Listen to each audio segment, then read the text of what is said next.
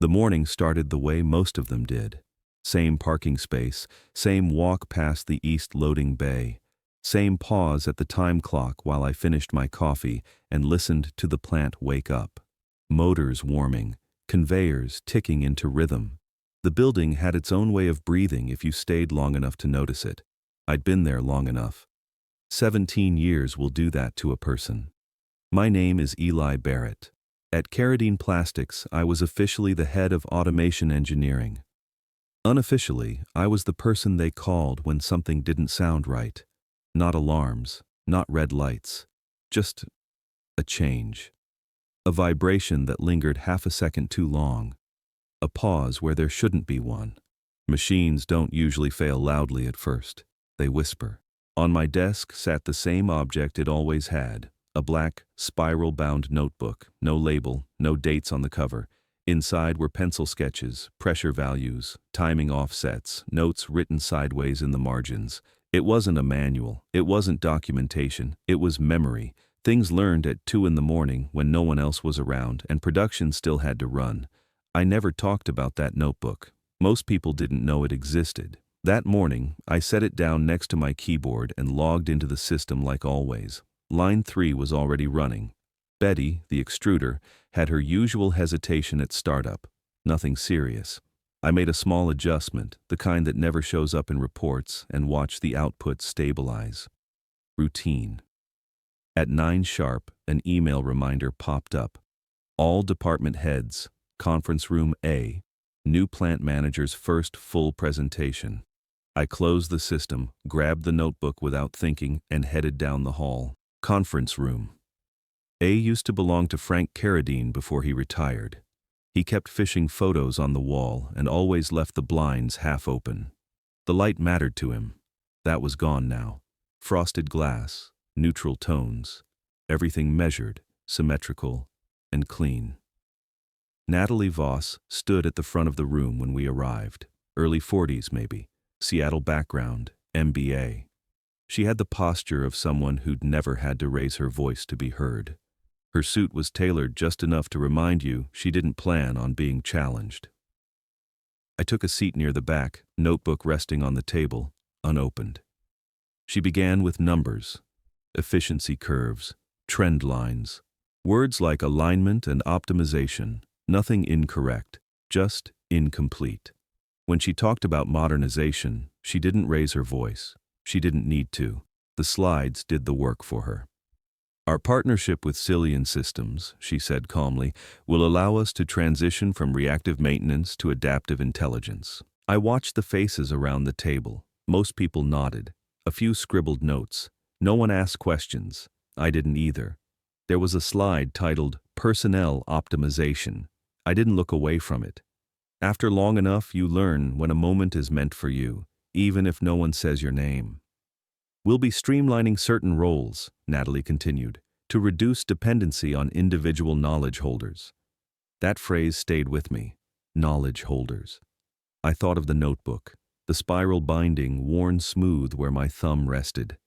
After the meeting, Natalie asked me to stop by her office. Her office used to smell faintly of pipe tobacco and machine oil. Now it smelled like nothing at all. Eli, she said, gesturing for me to sit. You've been invaluable here. That word, been, did more work than the rest of the sentence. She talked about systems, about resilience, about how institutional knowledge needed to be captured, not concentrated. It was all very reasonable, very calm. I didn't interrupt her. When she slid the folder across the desk, I didn't open it right away. Severance details, transition timeline, 2 weeks. We'd appreciate documentation of any non-standard procedures, she added carefully. I nodded once. No argument, no defense. Silence has weight when you let it. As I walked back to my office, the floor hummed the way it always had. Oscar pressed on steadily. Mabel paused, then resumed, exactly as expected. Everything was still working. That mattered later. I packed slowly, mug, jacket, a framed photo from an early plant expansion, and finally, the notebook. I hesitated before placing it in the box, then set it on top instead. Visible, deliberate. Marco stopped by near the end of the day. He didn't say much. Neither did I. That night at home, I set the box down in the spare room and didn't open it. Some things don't reveal their importance right away. They wait. The next 2 weeks passed without incident. That, more than anything, unsettled people. I came in on time. I answered questions when asked. I wrote things down. I didn't argue. I didn't correct anyone unless a direct question was put to me. The notebook stayed on my desk, closed, like it always had. Natalie noticed. She said nothing. The Cillian implementation team arrived the following Monday. 5 of them, matching backpacks, identical laptops. They moved through the plant the way people do when they've studied something extensively but haven't lived with it yet. Careful, confident, slightly removed. Their lead introduced herself as Jess. She was polite, focused, efficient. They asked for access credentials, network diagrams, historical output data. They didn't ask about the sounds. They built what they called a digital twin of the facility. Sensors fed data upstream. Dashboards filled with color-coded certainty. I watched it all come together without comment. When Jess asked about irregular calibration offsets, I told her they existed. She asked where they were documented.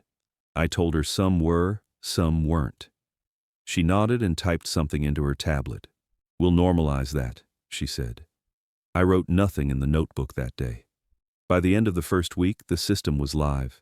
Natalie sent a plant-wide email congratulating everyone on a successful transition. She thanked Cillian by name. She didn't mention people who were leaving. On my last day, I turned in my badge and signed the exit paperwork. HR asked if I'd removed all personal items. I said yes. They didn't ask about the notebook. It wasn't listed anywhere. I walked out the same door I'd walked through for 17 years. No one made a speech. No one needed to. At home, the quiet was unfamiliar. I filled my days with small things at first. Updated my resume, fixed a neighbor's fence, took a long walk each morning just to have somewhere to go. I didn't think about the plant unless I had to. That lasted about 3 weeks. Marco called on a Tuesday evening. His voice sounded measured, like he was choosing each word carefully. "Quick question," he said. "You remember how Oscar always needed a recalibration when we switched polymer grades?" I did remember. "They didn't do it," he continued. "System said parameters were within tolerance." I let the silence stretch. "We're scrapping output," he added. "Medical casings." That mattered. I told him I was sure they'd sort it out. He didn't sound convinced. Over the next few days, he called twice more. Different issues, same pattern. Standardized parameters overriding things that had never been standard to begin with. I didn't offer advice. Silence again. A week later, Natalie called. I didn't answer. She left a voicemail. Professional, controlled. She said they were experiencing integration challenges. She asked if I'd be willing to come in briefly as a consultant. I waited. When I finally called back, I didn't sound annoyed. I didn't sound eager either. We discussed scope, hours, rate. She paused when I told her the number. I waited again. Approval came quickly. The next morning I signed in as a visitor. Temporary badge. Different color. Walking the floor felt strange, but the machines didn't react. Betty hesitated the same way she always had. Oscar's vibration was off by a fraction. I felt it before I saw it. Jess was there, standing near the press, reviewing graphs. She looked tired. I asked permission before touching anything. That mattered. The fix took less than half an hour. No commentary. No explanation beyond what was necessary. Parameters restored. Output corrected. No one cheered. Natalie watched from a distance, arms folded. She said thank you. I nodded. By the end of the day, 3 systems were running properly again. I documented exactly what I changed and why. I used neutral language, no judgment. That night at home, I opened the notebook for the first time since leaving. I didn't add anything. I just read. Some knowledge isn't meant to be handed over all at once. It reveals itself when conditions are right. The calls didn't stop. They became more structured at first. Emails with subject lines like follow-up support and additional review request. Calendared sessions, defined scopes. Then they became urgent again. Each time the pattern repeated itself. A machine would drift out of tolerance. The system would insist everything was acceptable. Output would degrade just enough to matter, not enough to trigger alarms, enough to cause quiet damage. That was the danger zone. I never raised my voice. I never said I told you so. I fixed only what was in the agreement. Nothing more. When Natalie asked if I could just take a quick look at something else, I said we'd need to amend the contract. She stopped asking. My rate went up. Not dramatically. Incrementally. The way costs do when inefficiencies persist. One afternoon, after my 4th visit, I didn't go straight home. I stopped at a small bar off the highway, the kind of place with no music and a bartender who didn't ask questions. I sat at the end, ordered a beer, and watched the condensation trace a slow path down the glass. For the first time since leaving, I allowed myself to feel the loss. Not anger, not satisfaction. Just the weight of something built carefully, over time, being misunderstood. I finished the beer and left. 2 days later, the call came from Raymond Cho, Vice President of Operations, Arento Materials Group. He didn't waste words. Our facility is underperforming, he said, and the current approach isn't working. He proposed a 6-month contract, oversight, authority, direct reporting. I listened.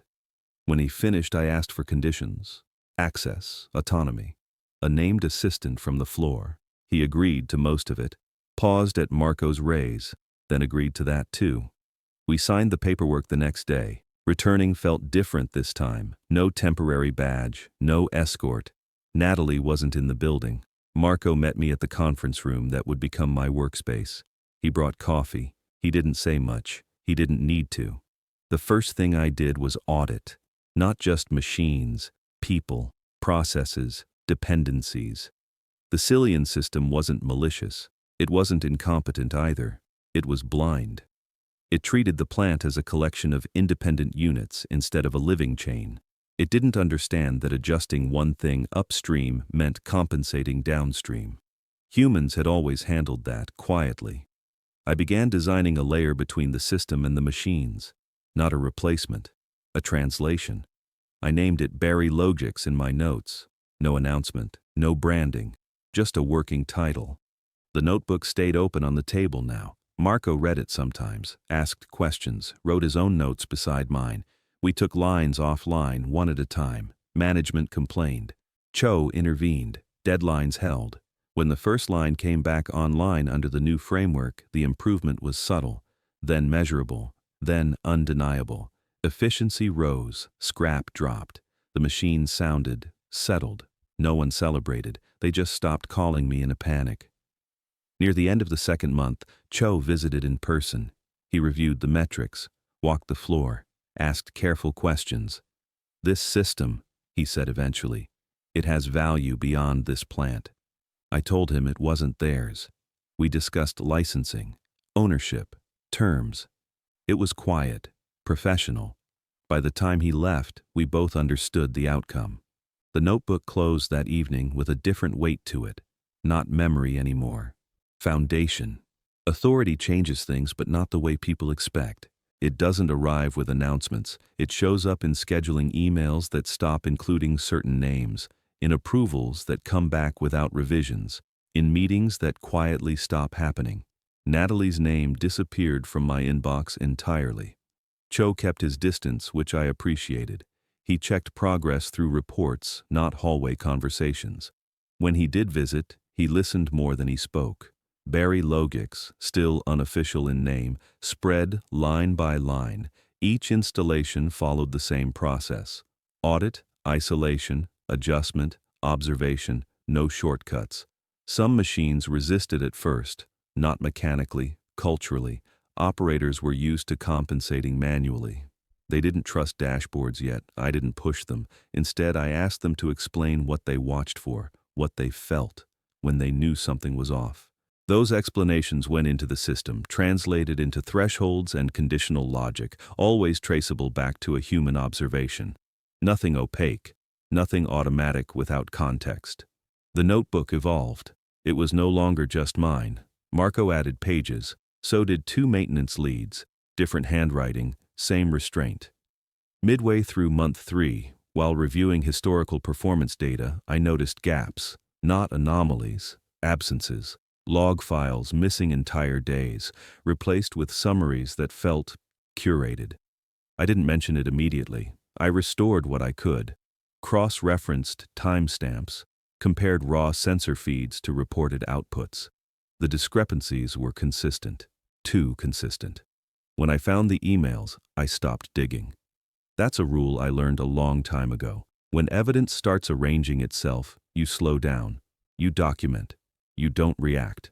I printed copies, labeled them, placed them in a plain folder. Then I waited. Cho visited the following week. I asked for 15 minutes. I handed him the folder and said nothing. He read, slowly, carefully. "This explains the reporting delays," he said finally. I nodded. "And the vendor selection," he added. I didn't comment. He took the folder with him. 3 days later, Natalie was escorted out. No announcement beyond a brief compliance notice. The Cillian contract was suspended pending review. No one asked me what happened. They didn't need to. Work continued. By the end of the 6th month, production exceeded pre-transition levels, not dramatically, reliably. The extension offer came with revised terms, fewer hours, broader scope. I accepted.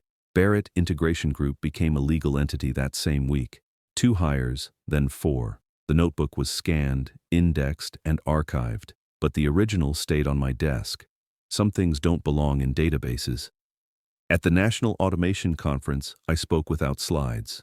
I talked about listening, about restraint, about systems that respect the people inside them. The room was quiet. Afterward, Howard Carradine shook my hand and quoted his father. "Machines don't run factories. People do." That night, back at the plant, I walked the floor alone. Betty ran smooth, Oscar steady, Mabel on rhythm. The whispers were still there. They always would be. The difference now was that more people knew how to hear them. The work didn't end with applause. It rarely does. What followed was quieter, slower, and more telling. Barrett Integration Group grew the way well-run systems do, not by force, but by demand. One referral led to another. A plant manager in Ohio, a facility outside Tulsa running equipment older than half its staff, different machines, same problem. Knowledge lived in people. Systems ignored that. We never advertised aggressively. We didn't need to. Word spread in operations circles the way it always has, through late-night calls, forwarded emails, cautious recommendations. He listens. He doesn't break things to prove a point.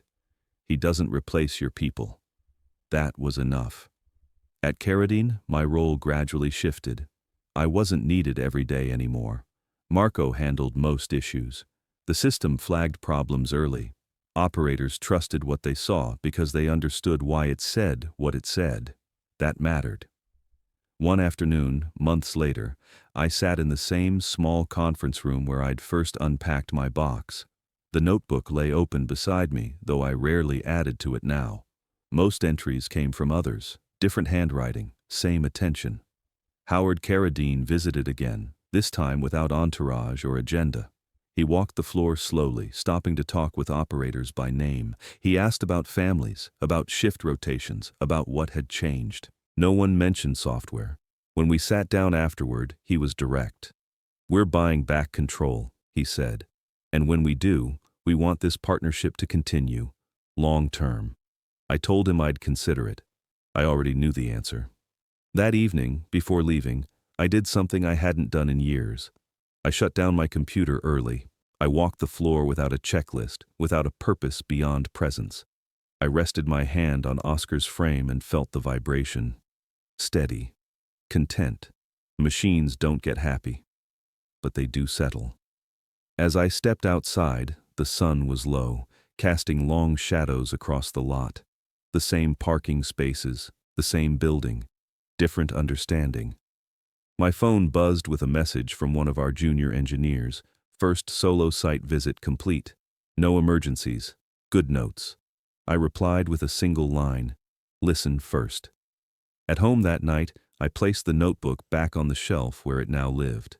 Not hidden, not sacred, just respected. Some knowledge stops being fragile when it's finally treated that way. 6 months later, I stood in a different plant, in a different state, listening to a different set of machines wake up. Same rhythm, different accents. That's something you learn after a while. Machines, like people, carry the marks of where they've been used. Same model, same manufacturer, completely different behavior once time, environment, and habit have their way with them. The operators here had their own notebooks, some paper, some mental. All of it valid. I didn't bring mine onto the floor that day. I left it in my bag. I wanted to hear what they heard first. That had become the real work. Barrett Integration Group now had 3 offices. Nothing flashy, no branding on the doors, just names on glass and schedules that stayed full weeks in advance. We turned down projects when timelines were unrealistic. That earned us more trust than accepting everything ever had. Carradine Plastics ran steadily in the background of all this. Howard took over officially as CEO that fall. No announcements beyond the trade press, no slogans. He restored a few old photographs to the conference room walls, left the blinds half open. Small things. Marco called occasionally, usually to confirm something he already knew. He didn't need me much anymore. That was the point. Natalie's name surfaced once in passing. Someone mentioned she'd moved into product strategy, less people, more abstraction. I wished her well, quietly, and meant it. The system that failed her had failed many before. It would fail others again. The difference now was that some places were choosing differently. One evening back in Austin, I stayed late at the office. Not working, just sitting. The building was quiet. No hum, no vibration. Just the low sound of air moving through ducts. I opened the notebook one last time. The early pages were cramped, messy, written by someone trying to hold too much in one place. The later pages were calmer, clearer, written with the assumption that someone else might read them. That shift mattered. I closed it and didn't feel the need to add anything. Outside, the city carried on, restaurants closing, traffic thinning, people heading home after solving problems no one else would ever notice. That's most work when it's done right. I thought back to the day Natalie said, "We need systems, not heroes." She wasn't wrong, she was just early. Systems that ignore people eventually collapse under their own certainty. Systems that listen, really listen, tend to last. That had become the lesson, though I never presented it as one. The machines still whisper, they always will. Not because they're fragile, but because subtlety is how complex things communicate. The mistake was never building technology. The mistake was forgetting who taught us how to hear in the first place. I locked the office, walked to my car, and sat for a moment before starting it. No rush, no urgency, just the quiet satisfaction of things working the way they're supposed to, because someone took the time to understand them. Not everything needs to be louder. Some of the most important signals never are.